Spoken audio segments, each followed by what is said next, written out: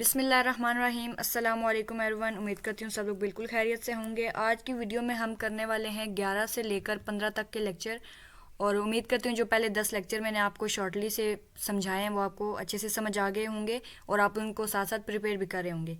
एक चीज़ मैं आपको क्लियर कर दूँ कि मैं कोई बहुत प्रोफेशनल या इस तरह की कोई नहीं हूँ। मैं खुद स्टूडेंट हूँ। मैंने लास्ट सेमेस्टर में ये बुक पढ़ी थी, तो मैं आपके साथ एक एक्सपीरियंस शेयर कर रही हूँ कि किस तरह से पेपर आया था या किस तरह के क्वेश्चंस थे। तो ये चीज़ होगी कि आपको मेरी वजह से काफ़ी चीज़ें समझ में आ जाएंगी कि पेपर को या बुक को किस तरह से प्रिपेयर करना है। अभी सबसे पहले मैंने क्या करना है कि पिछले जो लास्ट वीडियो में आपको समझाया था ना, उसका एक हल्का सा रिव्यू दे देना है ताकि जो पढ़ा था वो रिवाइज हो जाए। ठीक है। सबसे पहला शिफ्ट ऑपरेटर पढ़ा था, उसके बाद लैंड टेक्नोलॉजी के बारे में इन डिटेल पढ़ा था, उसके बाद CSMA के बारे में बहुत ज़्यादा पढ़ा था।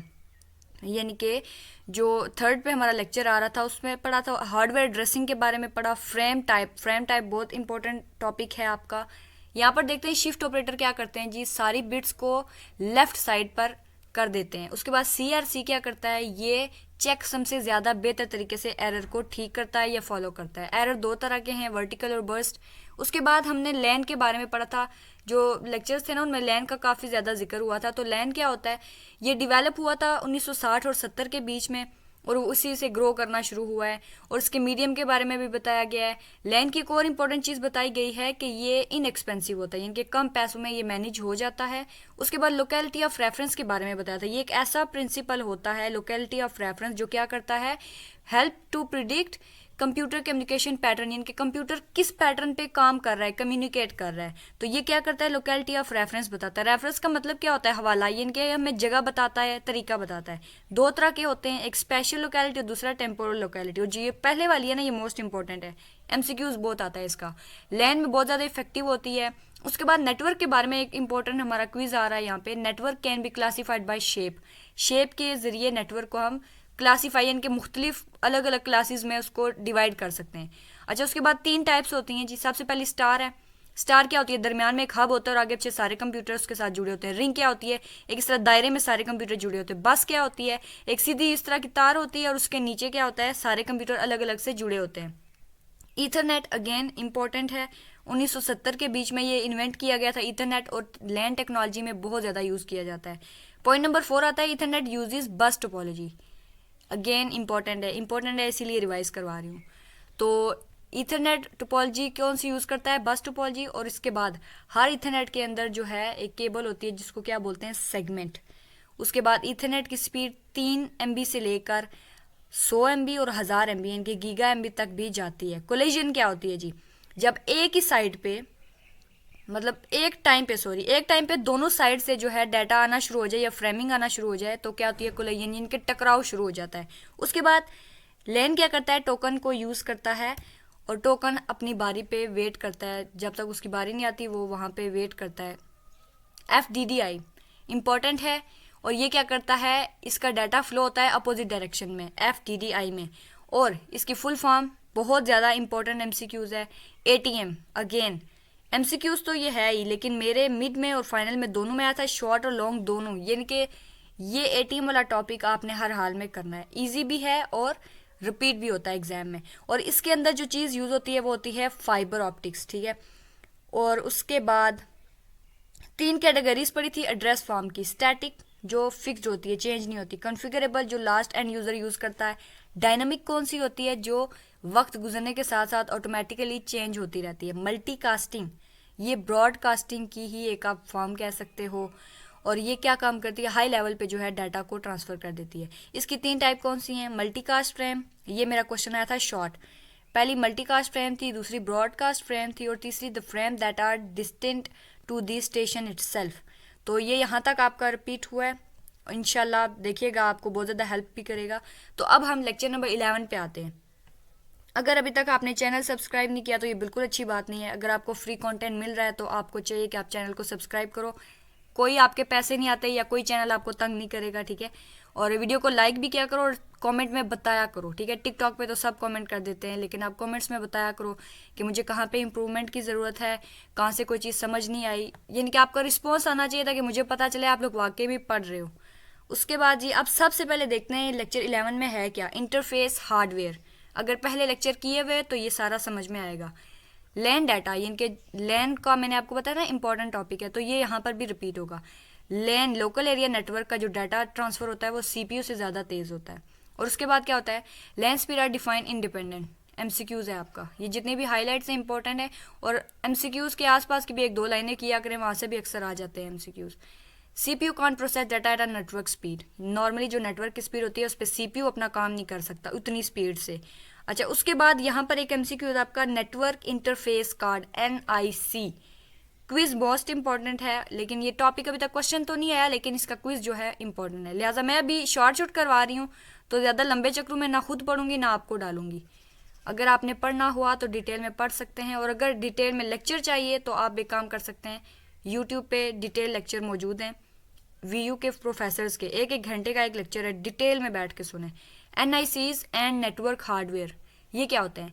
NIC is build for one kind of physical network. Physical network के लिए एनआईसी को यूज़ किया जाता है। एनआईसी हमने ऊपर क्या पढ़ा था, नेटवर्क इंटरफेस कार्ड, यानी कि वो इंटरफेस कैसा होगा नेटवर्क का, वो एक स्पेशल सा कार्ड होता है। अब यहाँ पर और क्या देखिए, एग्जाम्पल दी गई है, एग्जाम्पल को हम इग्नोर करते हैं अभी। यहाँ पर आपने एक चीज़ देखनी है जी, 10 बेस टी इथरनेट, ये आपका मोस्ट इंपॉर्टेंट क्विज है। 10 बेस टी इथरनेट, और दूसरा एक और मैंने देखा था, ये इसी तरह का था, बेस टी था उसके अंदर। ये अगर दोबारा आगे सामने आया मेरी नज़रों में तो मैं बताऊंगी आपको, वरना इसी तरह का है एक क्वेश्चन, वो भी रिपीट होता है, बहुत ज़्यादा रिपीट होता है। एनआईसी एंड सीपीयू प्रोसेसिंग, आप देखते हैं नेटवर्क इंटरफेस जो है कार्ड, ये कैसे काम करता है और सीपीयू कैसे काम करता है। NIC contains sufficient hardware to process data independent of system CPU. CPU को यहाँ पर कोई भी लिफ्ट नहीं करवा रहा, ये देख लें, सीपीयू को बहुत सारी चीज़ें नेटवर्क में लिफ्ट ही नहीं करवाती, एनआईसी खुद ही हार्डवेयर के काम मतलब कर लेता है। उसके बाद NIC looks like any other input output device to system CPU.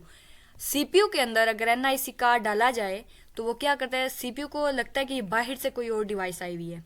यहाँ पर आप कह सकते हो कि ज़्यादातर जो चीज़ें ना बाहर से कोई इनपुट आती है आउटपुट आती है, तो वो सीपीयू में ज़्यादा इंटरफेयर नहीं करता। Connection between NIC and physical network, अब इन दोनों का कनेक्शन क्या है, तो कनेक्शन नीचे बताया जाएगा। Two alternatives, NIC contain all circuitry and connects directly to the network medium, directly connect होता है, ये आपका एमसीक्यूज बन गया। A cable from NIC connects to additional circuitry that then attach to the network medium. अब ये हमें बताया गया तरीका कैसे कनेक्शन होता है। केबल लेते हैं कहाँ से, एनआईसी से, वो क्या करती है, एडिशनल सर्किटरी उसके साथ कनेक्ट होती है, और फिर वो एंड पे अटैच कर दी जाती है नेटवर्क मीडियम के साथ।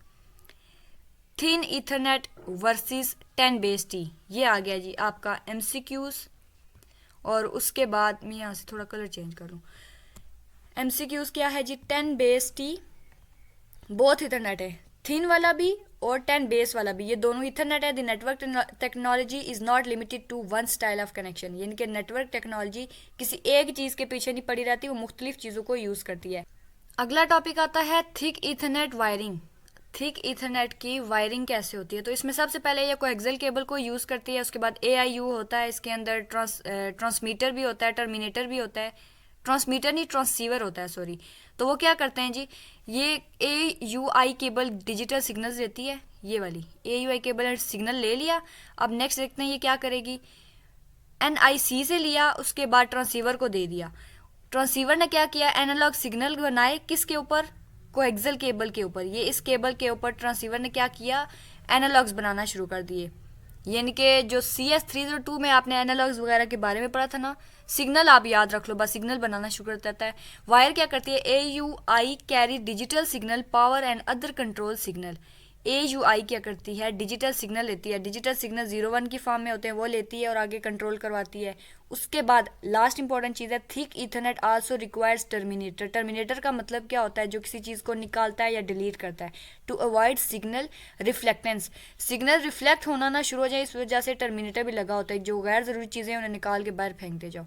इन सम सर्कमस्टांसिस ट्रांसीवर में बी इन कन्वीनियंट, ये कन्वीनियंट यानी कि ठीक यूज़ किया जा सकता है ट्रांसीवर। इससे ज़्यादा डिटेल में मेरे ख्याल में जाने की ज़रूरत नहीं है, लेकिन फिर भी अगर आपको दिल है पढ़ने का तो पढ़ लें, मना नहीं करूँगी। थिन इथरनेट वायरिंग, थिक की पढ़ ली, अब थिन की पढ़ते हैं। थिक में क्या था, सारा कोएक्सियल केबल थी, बस कोएक्सियल केबल, उसके बाद ट्रांसीवर, टर्मिनेटर, AUI केबल, ये 3 या 4 लफ्ज़ याद रखने। अब इसमें देखते हैं क्या होता है। ये थिन कोएक्सियल केबल यूज़ करती है, सबसे पहले इसकी प्राइस चीप और इजी इंस्टॉल की जाती है। ये इंपॉर्टेंट है आपका, ये वाला जो टॉपिक है ना, ये शॉर्ट लॉन्ग में भी देखा था मैंने, शॉर्ट में ज़्यादा देखा था, इंपॉर्टेंट है, इसको देख लें। चीप भी है, इजीली है, इंस्टॉल कर सकते हैं इथरनेट को एक्सेल। और इसके बाद ट्रांसीवर क्या करता है, electronics are built into NIC and NIC connects directly to network medium. इसमें नेटवर्क मीडियम आ गया, तो नेटवर्क मीडियम के साथ डायरेक्टली कनेक्टेड होता है। उसके बाद बी एन सी इसमें यूज़ किया जाता है। यहाँ पर ये देखें, बस ये याद रखना है, B N C connector use होता है, टर्मिनेटर इसके अंदर भी लगा होता है। अब नेक्स्ट देखते हैं, thin Ethernet is useful when many computer are located close to each other. ये आपका क्विज है, कर लें। लेक्चर नंबर 12 पे आ गए, LAN wiring and physical topologies. LAN local area network के बारे में पढ़ेंगे आप सारा। 10 base T, this is another standard of wiring scheme. अब आपसे ये पूछ सकते हैं 10 बेस टी क्या है, यहाँ डैश लगा के ना तो ये आगे सारी स्टेटमेंट दे देंगे। तो ये एक स्टैंडर्ड है वायरिंग स्कीम का। इसको नॉर्मली 10 बेस टी कहते हैं, या ट्विस्टेड पेयर भी कहते हैं, टीपी इथरनेट भी कहते हैं। तीनों नाम है इस अकेली के 10 बेस टी के। उसके बाद ये एक दफ़ा देख लेना है, RJ45 वाला जो टॉपिक है ना, इसमें से काफ़ी क्विज आए थे, तो ये जब आएगा तो मैं आपको इंशाल्लाह बता दूंगी। हब क्या होता है, हब बेस को कहते हैं, कोर को कहते हैं, जहाँ से सारी एनर्जी निकल रही होती है। They are use for extension of connection with multiplexing concept. Multiplexing मतलब एक चीज़ ज़्यादा चीज़ों के लिए यूज़ हो रही है। They are sometimes called Ethernet in a box. आपसे पूछ सकते हैं इथरनेट इन अ बॉक्स से क्या मुराद है, या फिर डैश में देकर ये पूछ सकते हैं। NIC can provide all 3 connection technologies. 3 technologies connection की कौन सी हैं वो दे सकता है NIC, नेटवर्क इंटरफेस कार्ड। उसके बाद ये देख लें एक दफ़ा, ज़्यादा इंपॉर्टेंट नहीं है। अगला टॉपिक क्या आता है, कंपैरिजन ऑफ वायरिंग स्कीम। अब ये कंपैरिजन कैसे किया जाता है, अब हब के बारे में होगा, कोएक्सियल केबल हो गई, सारी ट्रांसीवर हो गए, ये जितनी चीज़ें ऊपर हमने डायग्राम्स में देखी है ना, ये सारी अब उनके बारे में बताया जा रहा है कि वो कैसे काम करते हैं या फ़ायदा नुकसान क्या होगा। सेपरेट ट्रांसीवर क्या करता है, allows computer to be powered of.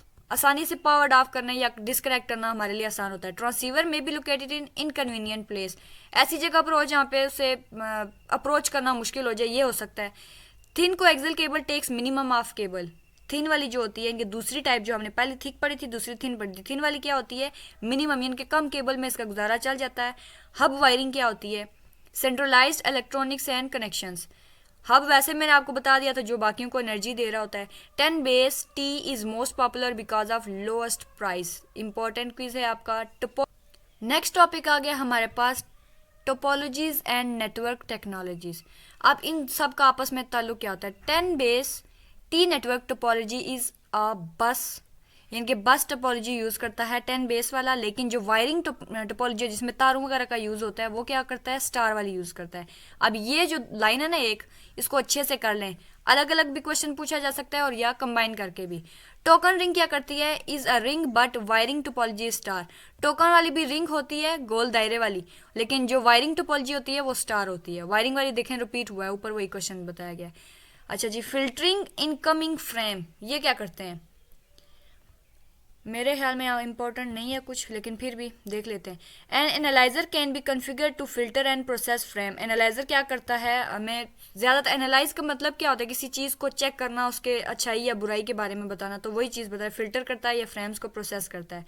Advantages क्या होते हैं, रिलायबिलिटी इशूज़ क्या होते हैं, कॉस्ट इशूज़ क्या होते हैं, ये अब यहाँ पर बताए जाएंगे।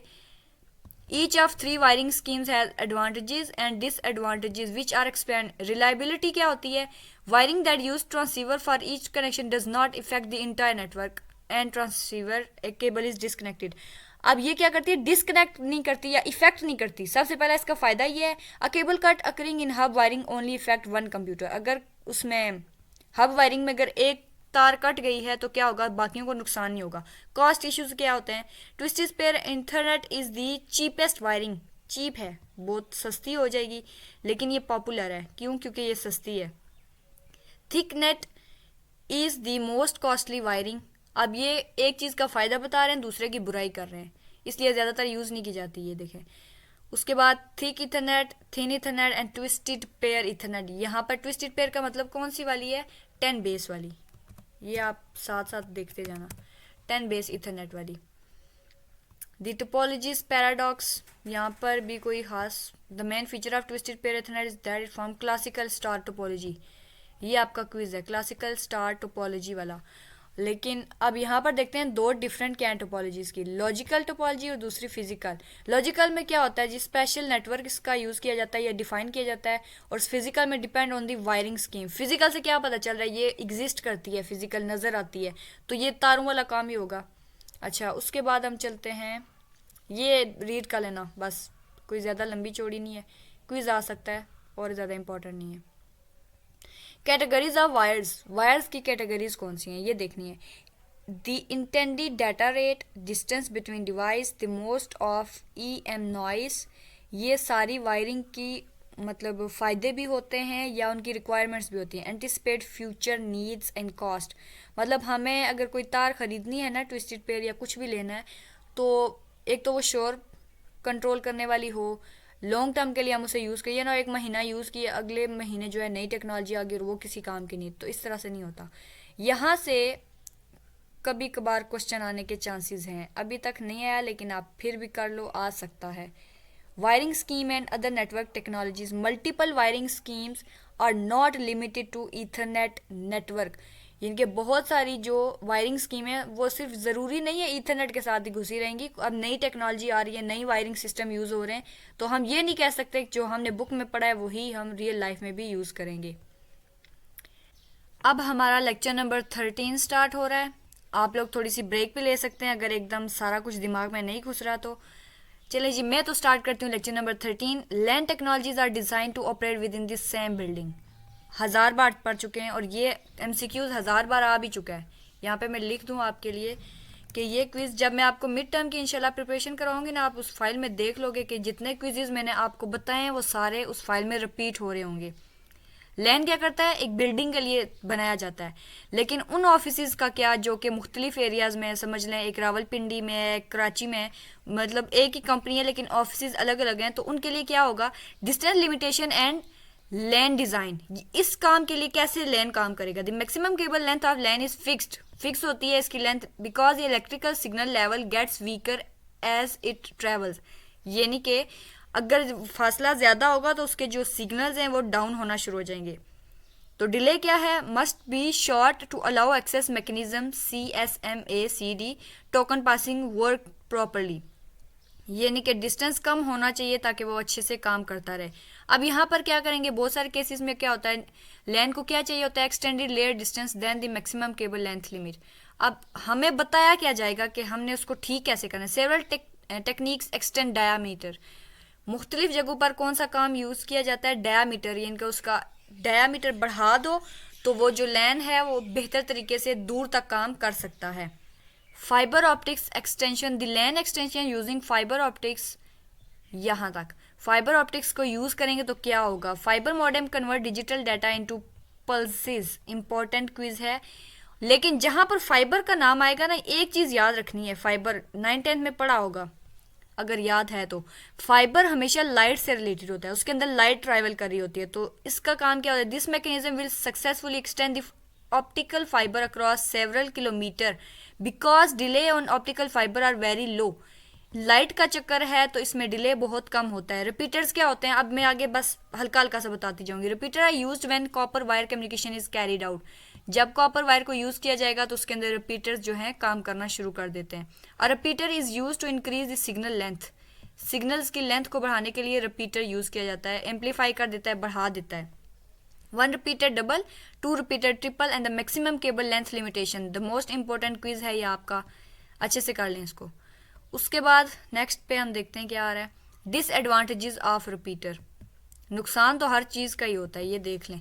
Repeater do not recognise frame format, ये फ्रेम फॉर्मेट को रिकग्नाइज ही नहीं करते, बस ये हमारा काम है, रिपीटर फैलाते जाओ चीज़ को, हमारा काम यही है, हम इसके अलावा और कोई काम नहीं करेंगे। रिपीटर्स की ये आदत होती है। ब्रिजेस क्या होते हैं, ब्रिज का वैसे मतलब क्या होता है, दो मतलब चीज़ों को आपस में जोड़ देना। Bridge is the hardware device also use to connect two LAN segments to extend a LAN, एक लोकल एरिया नेटवर्क को बढ़ाने के लिए ब्रिजेस का यूज़ किया जाता है, दो लैन को आपस में जोड़ने के लिए ब्रिज का यूज़ किया जाता है, सिंपल, इसके अलावा और कुछ नहीं याद रखना। फ्रेम फिल्टरिंग क्या होती है? फिल्टरिंग का मतलब किसी चीज़ को साफ कर देना। The most important task a bridge perform is frame filtering. अब ब्रिज यहाँ से फ्रेम फिल्टरिंग का काम भी करने लगा है। Bridge keeps a list of each segment that consist of physical address. Bridge क्या करता है? फिजिकल एड्रेस का जो सेगमेंट है उसको भी लिस्ट डाउन करके रखते हैं। Most bridges are self learning bridges. हमसे ज़्यादा बेहतर तो ये ब्रिजेस हैं जो सेल्फ लर्निंग पे ज़्यादा काम करते हैं। लेक्चर नंबर 14 पे आगे bridges. Startup and steady state. अब स्टार्टअप क्या होता है? किसी चीज़ को स्टार्ट करना। When a bridge first boot the address list are empty. जब पहली बार काम करता है ना ब्रिज तो वो क्या करता है? एम्प्टी होता है। स्टार्टअप स्टेट होती है। उसके बाद क्या है जी? The bridge forward frame to the other segment. अगले को काम देता है। वो आगे क्या करता है कि कोई डेस्टिनेशन वगैरह ना मिली हो तो क्या करेगा? After some time when the bridge has received at least one frame from every computer it has the list build steady state. यानी कि अगर एक चीज़ उसको मिल गई है ना तो वो क्या करेगा? स्टेडी स्टेट में चला जाएगा। लेकिन अगर वो वेट कर रहा है, उसके पास कोई इस तरह के एड्रेस वगैरह नहीं आया तो वो स्टार्टअप स्टेट में होगा। Planning a bridge network. In a steady state bridge allow. Steady state कौन सी है? उसके पास कोई ना कोई चीज़ आ गई है तो यहाँ पर क्या करता है? Allow simultaneous use of each segment. हर सेगमेंट का यूज जो है करना शुरू कर जाता है। उसके बाद ब्रिजिंग बिटवीन बिल्डिंग।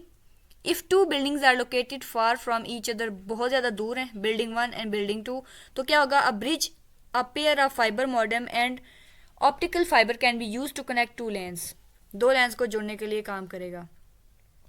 अगला टॉपिक आता है ब्रिजिंग बिटवीन बिल्डिंग्स। बिल्डिंग्स के दरमियान ब्रिज का क्या इस्तेमाल होता है? कॉस्ट का फ़ायदा आता है हमें जी, कम हो सकती है कॉस्ट, मेंटेनेंस को ईजी, परफॉर्मेंस उसकी अच्छी हो सकती है।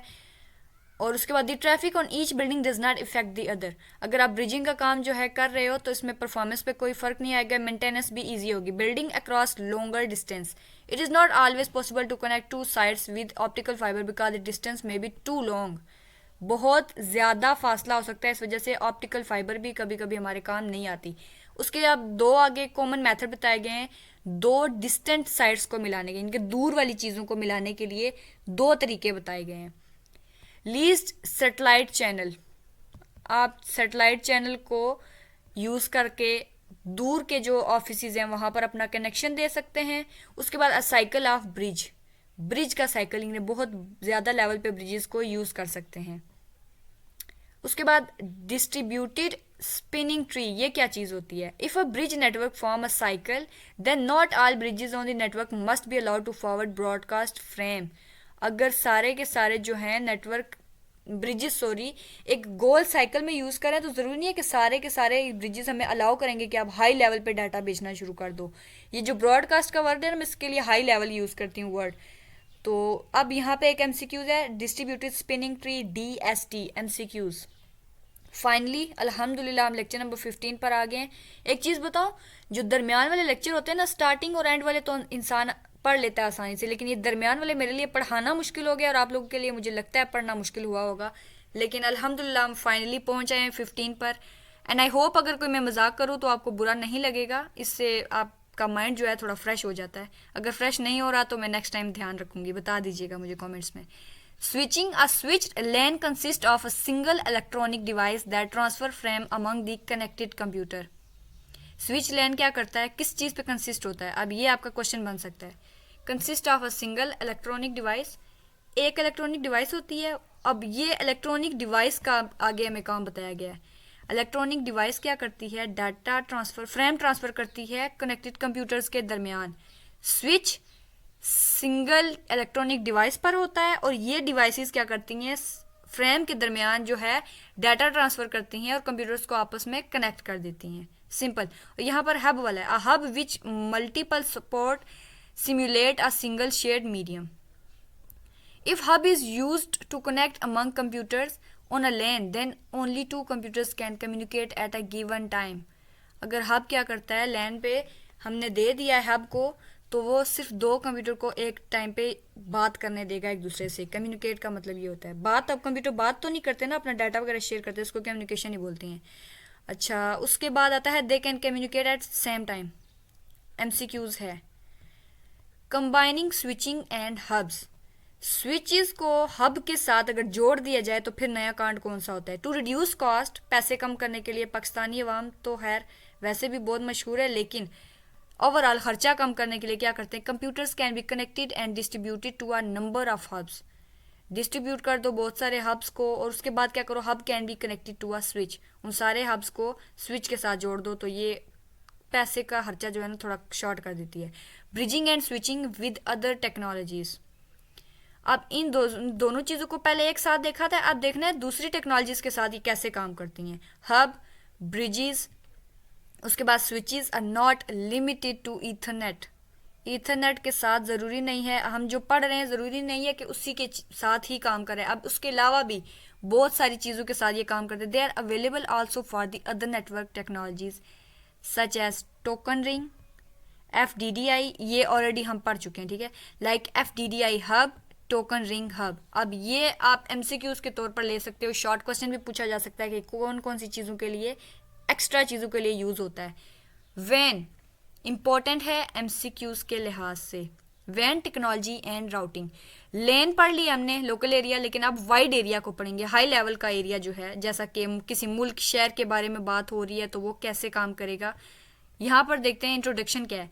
LAN can be extended using technologies in previous chapter, हम लैन के बारे में सारे का सारा पहले पढ़ चुके हैं। They can not extend arbitrary for all the handle many computer. Arbitrary मतलब बहुत बड़े ऑर्बिट में बहुत ज़्यादा सरफेस के लिए ये यूज़ नहीं होता। क्यों? क्योंकि इनके अंदर जो है डिस्टेंस लिमिटेशन होती हैं। एक्सटेंशन करने के बाद भी, अगर इसको मैं शॉर्ट लफ्ज़ों में बताऊँ ना आपको, लैन जो है थोड़ी जगह के लिए यूज़ होता है, बेशक उसमें एक्सटेंशन करते जाओ लेकिन फिर भी एक लिमिट से बाहर नहीं जा सकता। उसको ठीक करने के लिए अब आगे हम अपना नया काम यूज़ करेंगे वैन का। लेकिन वैन से पहले 3 चीज़ें बताई गई हैं। 3 types of characterization of network आपने पढ़ी होंगी, लैन, मैन एंड वैन। ये तीनों जो हैं MCQs हैं आपके। शॉर्ट क्वेश्चन इस तरह से आ सकता है कि आप ये तीनों टेक्नोलॉजीज बताएं कौन सी हैं। लॉन्ग में तो नहीं आएगा, खैर अभी तक तो नहीं आया। मैन का क्या है, metropolitan area network, it use for a single city, एक शहर के लिए यूज होता है, ये एक बिल्डिंग के लिए यूज होता है। और वैन जो है ये इसकी कोई ब्रेक ही नहीं है, बस जहाँ यूज करना है कर लो। डिफरेंस बिटवीन लैन एंड वैन बताने की जरूरत नहीं है। लैन क्या करता है, शॉर्ट एरिया के लिए होता है, और वैन जो है must be scalable to long distance and many computer. Packet switching क्या होती है, टू स्पेन लॉन्ग डिस्टेंस और many computers network must replace shared medium with packet switches. Packet switches का हमने पहले पढ़ा था ना शुरू के लेक्चर्स में। अब देखें ये बड़े लेवल का डाटा ट्रांसफर होगा तो पैकेट्स की यहाँ पर हमें जरूरत पड़ेगी। उसके बाद पैकेट स्विच क्या होता है, each switch move an entire packet from one connection to another. हर स्विच क्या करता है, एक जगह से दूसरे जगह तक, यानी एक कनेक्शन से दूसरे कनेक्शन तक जो है पैकेट्स को भेजता है, इस वजह से इसे पैकेट स्विच कहते हैं। स्विच का पैकेट को यहाँ से वहाँ भेजना पैकेट स्विचेस कहलाता है। उसके बाद packet switch consist of a small computer with network interface, छोटा सा कंप्यूटर होगा, memory and program dedicated to packet. ये इसकी शक्ल भी देख लें पैकेट स्विच की कैसी होती है। Connection to packet switch many connect to computers and to other packet switches. बस कनेक्ट कर देता है कंप्यूटर को दूसरे कंप्यूटर्स के साथ और स्विचेस के साथ। Packet switches as building block का वर्ड होता है वहाँ पर जो चीज़ बहुत ज़्यादा इंपॉर्टेंट होती है। तो पैकेट स्विच बहुत ज़्यादा इंपॉर्टेंट है कहाँ पर, वैन के अंदर, वाइड एरिया नेटवर्क के अंदर पैकेट स्विचेस को बहुत ज़्यादा यूज़ किया जाए। स्टोर एंड फॉरवर्ड, यहाँ से एक आपका MCQs आता है, इसको अच्छे से कर लें। Data delivery from one computer to another is accomplished through store and forward, ये वाला क्विज है आपका, store and forward technology. Physical addressing in a van, the physical addressing in a van is similar as the LAN. Addressing हमने ऊपर पढ़ी थी ना, कैसे कैसे डाटा जाता है, जगह पर कैसे जाता है, तो अब बिल्कुल लैन की तरह ही है। The data is transmitted in packets equivalent to frame, जितने फ्रेम होंगे उतना डाटा पैकेट में भेजा जाएगा।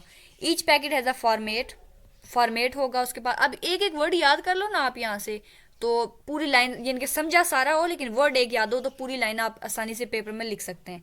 The packet header includes destination and source address, ये आपका है आप MCQs, मैं साथ लिख भी दूँ। इंशाल्लाह ये सीरीज़ कंप्लीट होगी तो मैं आपको ये जो बुक है प्रोवाइड कर दूंगी। इंशाल्लाह ये बहुत ज़्यादा हेल्प आउट करेगी आपको एग्ज़ाम में। उसके बाद many vans uses hierarchical addressing for efficiency के लिए जो है वैन हायरार्किकल एड्रेसिंग को यूज़ करते हैं। ये भी आपका क्विज है। One part of address identifies destination switch, other part of address identifies port on switch.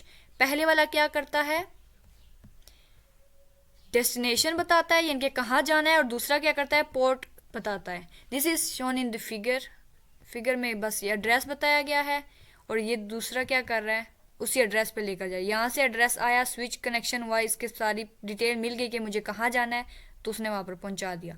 Next hop forward packets switch must choose outgoing connection. Outgoing connection आपका जो है क्विज बन सकता है। Outgoing connection for forward the packets. There are two classes. If the destination is local, अगर destination local हो तो क्या होगा, packet switch deliver computer port, packet को क्या करेगा, कंप्यूटर पोर्ट को सेंड कर देगा अगर लोकल लेवल पर भेजना है तो। If the destination is attach another to switch, दूसरी किसी और स्विच के साथ जुड़ा हुआ है तो क्या होगा, this packet switch forward to the next hop, अगली होप के पास भेज देगा। अच्छा, the choice of another switch is based on the destination address in the packet. ये आपका इंपॉर्टेंट क्विज है कि choice of another switch is based on the destination address in the packet. जी अल्हम्दुलिल्लाह हमारा 15 लेक्चर भी ख़त्म हो गया। लास्ट पे कहूँगी वीडियो को शेयर करना मत भूलना, ये चीज़ आप बहुत कम करते हो, ठीक है। अगर आपने खुद नहीं देखना तो प्लीज़ शेयर कर दें आगे। रखिएगा अपना और अपने प्यारों का बहुत सारा ख्याल। अल्लाह हाफिज़।